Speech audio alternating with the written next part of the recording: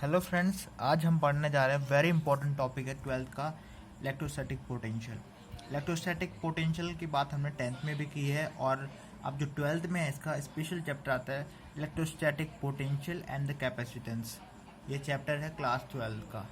ठीक है, तो सबसे पहले मैं इलेक्ट्रिक पोटेंशियल के बारे में बात करूँगा। सपोज हमारे पास क्या है, दिस इज़ ए, ठीक है, एक चार्ज हमारे पास प्लस क्यू और दूसरा क्या है हमारे पास पॉइंट बी। इसमें हमारे पास क्या है, test positive charge. Test positive charge को हमने क्या करना है, इधर लेके आना है। देखो इस रास्ते से आएगा ना ये, इधर। ठीक है, टेस्ट पॉजिटिव चार्ज को हमने यहाँ लेके आना है। अब यहाँ लाएंगे तो यहाँ पे कुछ ना कुछ वर्क डन होगा ना। तो हमने चार्ज कहाँ से ले गए, बी से लेकर ए तक। ठीक है, जब बी से लेकर ए तक हम चार्ज को लाए तब जितना भी work done in bringing a charge from infinity to a point. Suppose a point infinity में है तो उसको हम बोलते हैं इलेक्ट्रिक पोटेंशियल। क्या बोलते हैं, electric potential. Work done in bringing a charge from infinity to the point, infinity से पॉइंट तक लाने में जो हमें वर्क डन लगता है उसको हम बोलते हैं इलेक्ट्रिक पोटेंशियल। तो उसको मैं लिख सकता हूँ work done in bringing the charge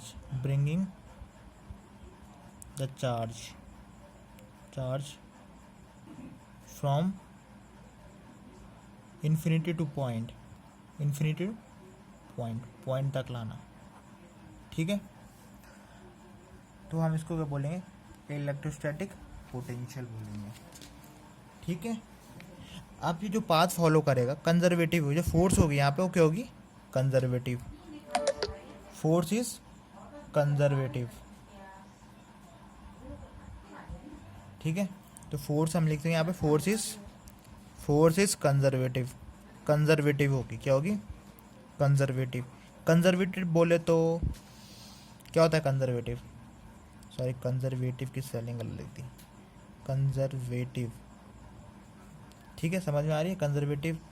तो कंजर्वेटिव क्या होगा, अगर कोई फोर्स, अगर कुछ किसी अपने फोर्स लग रही है, अगर वो इंडिपेंडेंट हो अपने पाथ से तो उसको हम बोलेंगे वहाँ पे क्या, फोर्स इज कंजर्वेटिव। सपोज अगर मुझे एक पॉइंट ए से लेकर बी में जाना है, अब मेरा पाथ इंडिपेंडेंट है, चाहे मैं इसको यहाँ से यहाँ लेके जाऊँ चाहे नीचे से जाऊँ, तो पाथ क्या है, इंडिपेंडेंट है ना। तो यानी कि जो जब कोई फोर्स अगर उसका पाथ इंडिपेंडेंट होता है तो force is said to be a conservative. ठीक है, तो if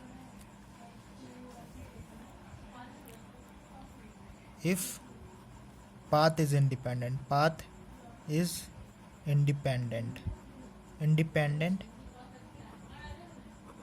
between the two point then force is said to be conservative. क्या बोला जाता है, कंजर्वेटिव। ठीक है, अब समझ में आ गया आपको। अगर इन दोनों के बीच में ए से और बी तक जाने में अगर कोई भी पाथ, अगर इंडिपेंडेंट पाथ फॉलो कर रही है कोई फोर्स, तो उसको हम बोलते हैं कंजर्वेटिव फोर्सेस। क्या बोलते हैं, कंजर्वेटिव फोर्सेस। ठीक है, अब मैं इसको एक डेरिवेशन बताऊंगा आपको। ठीक है, जो उसको पहले मैं एक नेक्स्ट पेज में लिखता हूँ किस प्रकार से हमें डेरिवेशन सॉल्व करनी है। ठीक है, तो मैं इस टॉपिक का नाम डालता हूँ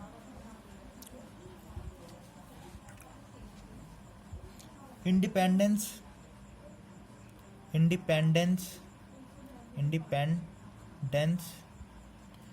of line integral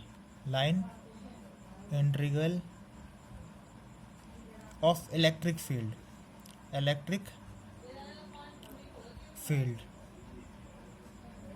on the nature of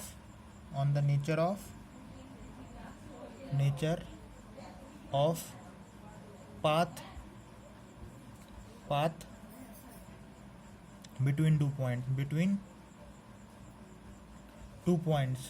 points। ठीक है, 2 पॉइंट्स के बीच में बात करेंगे, क्या करेंगे, 2.3। अब देखो सबसे पहले हमें बताना है यहाँ पे इलेक्ट्रिक फील्ड का नेचर बताना है, ठीक है, बिटवीन द 2 पॉइंट्स कैसे होगा, वर्क डन के बारे में बताएंगे। सपोज हमारे पास एक क्या है, प्लस क्यू चार्ज है। क्या है? Plus Q charge.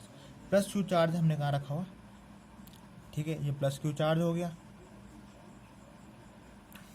ये हमने एक प्लेन में रखा हुआ, ठीक है, ये जेड एक्सेस हो गई, this is X axis and this is Y axis, मान लेते हैं इसको।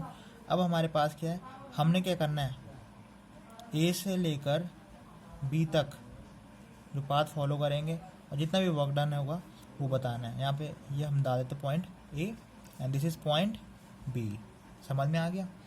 अब देखो मैं इसको डॉटेड लाइन से, और ये तुम्हें पता है अब प्लस क्यू चार्ज है तो इसमें क्या निकलेगा, कॉमन ये इससे इलेक्ट्रिक फ्लक्स निकलेगा, यानी कि number of field line is originating from the plus Q charges, ठीक है। तो number of field line is originating from plus Q charges, that is, देखो इस तरह से हमने इलेक्ट्रिक फील्ड लाइन्स निकल रही, क्या निकल रही है, इलेक्ट्रिक फील्ड लाइन्स, ठीक है। इसको मैं ई से डिनोट कर देता हूँ, ठीक है। सपोज हमारे पास क्या है, तो पॉइंट पी है और ये पॉइंट क्यू है, क्या है, point P and this is point Q, ठीक है। थोड़ा मैं इस तरह से इसका डायग्राम बनाऊंगा क्योंकि हमने यहाँ पे, अब देखो हम मानते हैं इसके बीच में एक एंगल बन रहा है, that is theta, that is theta, that is theta. तो मैं इसको इस तरह बना दूँ आपको यहाँ पे कंफ्यूजन ना हो, पी क्यू और ये क्या बन जाएगा यहाँ पे, अब देखो ये आर है, क्या ये आर है, दिस इज पूरी एल होगी और ये क्या बन जाएगी, D L, this is become D L.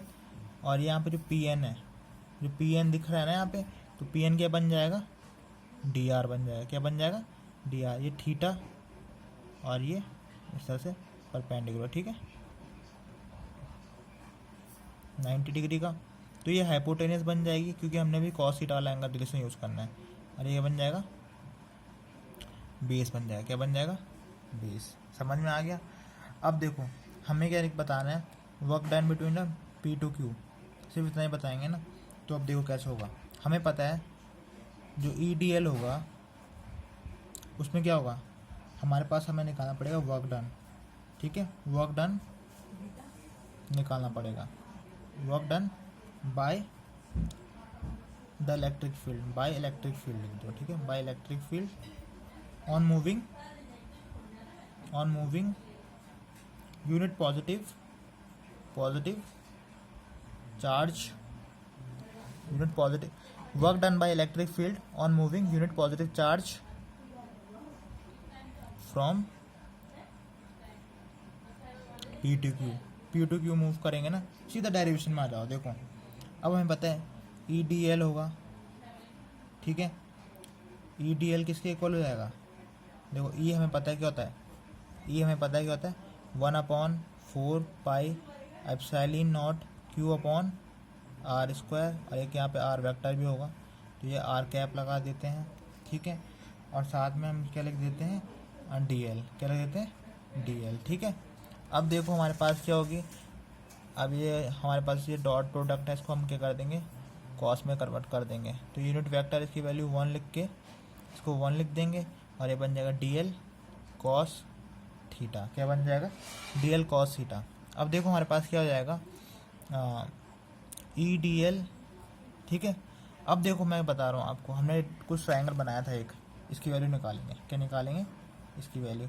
तो ई डी एल देखो कॉस थीटा मैं इस पर लगाऊंगा, तो cos theta equal to base upon hypotenuse, that is base हमारे पास क्या, ये देखो बेस ही होगा डी आर, और हाइपोटेनियस क्या हो गया हमारे पास, डी एल। तो ये क्या बन जाएगी, D L cos theta equals to D R. अब ये डी आर की वैल्यू, अब डी एल कॉस थीटा की जगह मैं डी आर लिखूंगा, क्या लिखूंगा, D R, D L cos theta की जगह D R, 1/4 pi epsilon naught Q upon R square, और ये बन जाएगा डी आर, ठीक है। अभी क्या, ई डी एल। अब हमें क्या करना है, इंटीग्रेशन करना है। Now we have to do a integration between the point A to B, ठीक है, ए टू बी हमें इंटीग्रेशन करना है। देखो 1/4 पाई एप्सिलॉन नॉट क्या आ जाएगा, ये बाहर आ जाएगा, क्या आ जाएगा, बाहर आ जाएगा, क्यू भी बाहर आएगा कांस्टेंट टाइम में, और ये ए से लेकर बी तक है, ठीक है। तो 1/4 आर स्क्वायर डी आर। अब देखो ये क्या हो जाएगा, 1/4 पाई एप्सिलॉन नॉट, जब ये आर ऊपर जाएगा तो क्या बन जाएगा, r-2 डी आर। ठीक है, इतना समझ में आ रहा है। अब देखो कैसे होगा, 1/4 पाई एप्सिलॉन नॉट क्यू। अब देखो इसका क्या बन जाएगा, r-1, इंटीग्रेशन करना आता है ना आपको, इंटीग्रेशन का फॉर्मूला पता होना चाहिए। ठीक है, उससे ये आ जाएगा -1 a से लेकर b तक। ठीक है, तो अब क्या जाएगा, 1/4 पाई एप्सिलॉन नॉट क्यू, ये बन जाएगा 1/r माइनस a से लेकर b तक। इतना समझ में आ गया आपको। इसको लिखते रहो a से लेकर b तक E.dl। ठीक है, अब मैं करूँगा उसको पीछे, क्या करूँगा पीछे नेक्स्ट पेज में। इतना समझ गए। अब देखो, अब देखो क्या था, E.dl equal to 1/4 pi epsilon naught Q equals to 1/, ये था ना r a से लेकर b तक, तो ये जाएगा 1/-4 पाई एप्सिलॉन नॉट। देखो upper limit that is R B minus lower limit that is A. तो यहाँ पे माइनस माइनस का क्या जाएगा, प्लस हो जाएगा। क्या जाएगा, माइनस माइनस का प्लस। तो 1/4 pi epsilon naught Q 1/r a 1/r b। ठीक है, तो ये आ गया EDL।